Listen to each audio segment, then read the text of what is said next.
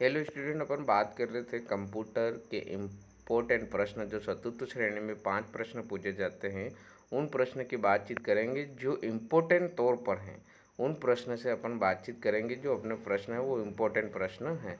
Track ball किस प्रकार का डिवाइस है? तो ट्रैक बॉल किस प्रकार का डिवाइस है? इनपुट डिवाइस है। कैसा डिवाइस है? इनपुट डिवाइस है।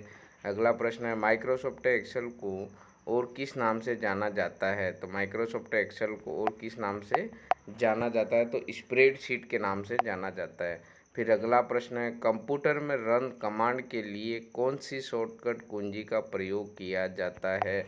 तो अल्ट प्लस F8 कुंजी F8 का उपयोग किया जाता है। फिर निम्नलिखित में से कंप्यूटर मेमोरी का मात्रक क्या है? कंप्यूटर मेमोरी का मात्रक है वो हर्ट्ज है। फिर अगला प्रश्न है मेन मेमोरी सीपीयू कौन सा बना है?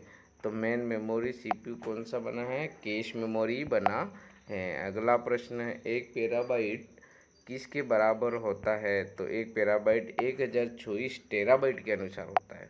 फिर अगला प्रश्न है पीडीएफ फाइल फॉर्मेट का पूरा नाम क्या है? पीडीएफ फाइल फॉर्मेट का पूरा नाम क्या है? तो पोर्टेबल डॉक्यूमेंट फॉर्मल। ठीक है, डी ऑप्शन इसका राइट है। फिर अगला प्रश्न है कम डब्ल्यू का मतलब क्या है? तो डब्ल्यू का मतलब है world wide web. World wide web. फिर अगले प्रश्न की बात करेंगे जंक ईमेल को कहा जाता है। जंक ईमेल को कहा जाता है तो क्या कहा जाता है? स्पैम कहा जाता है।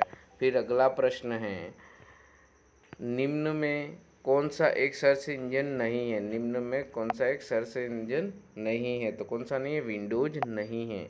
फिर इसके बाद अगला प्रश्न है ईमेल एड्रेस में प्रयुक्त चिन्ह है। ईमेल एड्रेस में प्रयुक्त चिन्ह है तो हैज तथा है। हैज तथा। फिर अगले प्रश्न की बात करेंगे अपन निम्न में से कौन सा एक ऑपरेटिंग सिस्टम नहीं है? ओआरकेल नहीं है। अगला प्रश्न आधार कार्ड में कितने अंक होते हैं? तो आधार कार्ड में कितने अंक हैं? जैसा कि आप जानते हैं 12 होते हैं। फिर इसके बाद है पैन कार्ड के लिए आवेदन करने के लिए किस फॉर्म का उपयोग किया जाता है? जो पैन कार्ड अपन को बनाना है वो फॉर्म होता है, वो किस फॉर्म का उपयोग किया जाता है? तो फॉर्म नंबर 49 का उपयोग किया जाता है।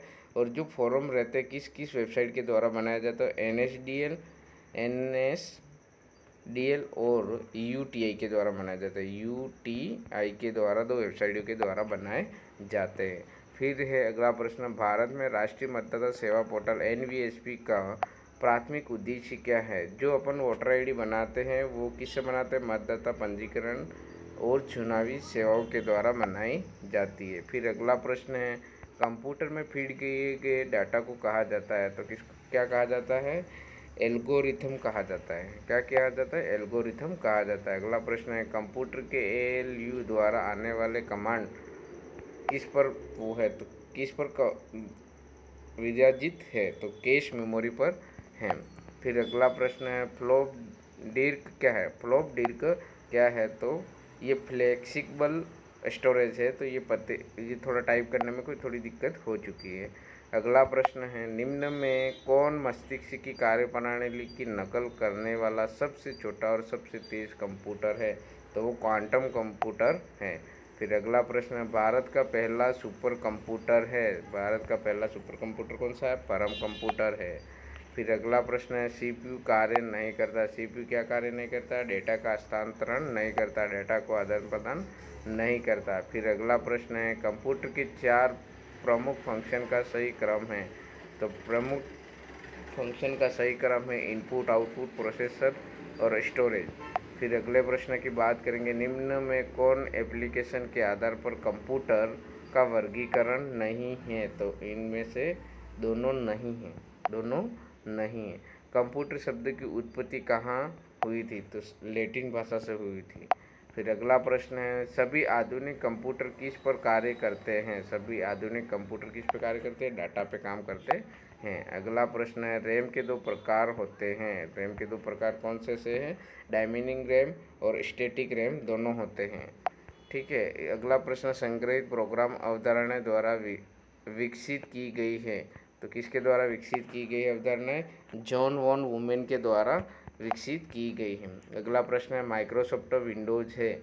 माइक्रोसॉफ्ट विंडोज़ क्या है? तो माइक्रोसॉफ्ट विंडोज़ एक वर्ड प्रोसेसिंग है। इसी के साथ अपनी क्लास समाप्त होती है।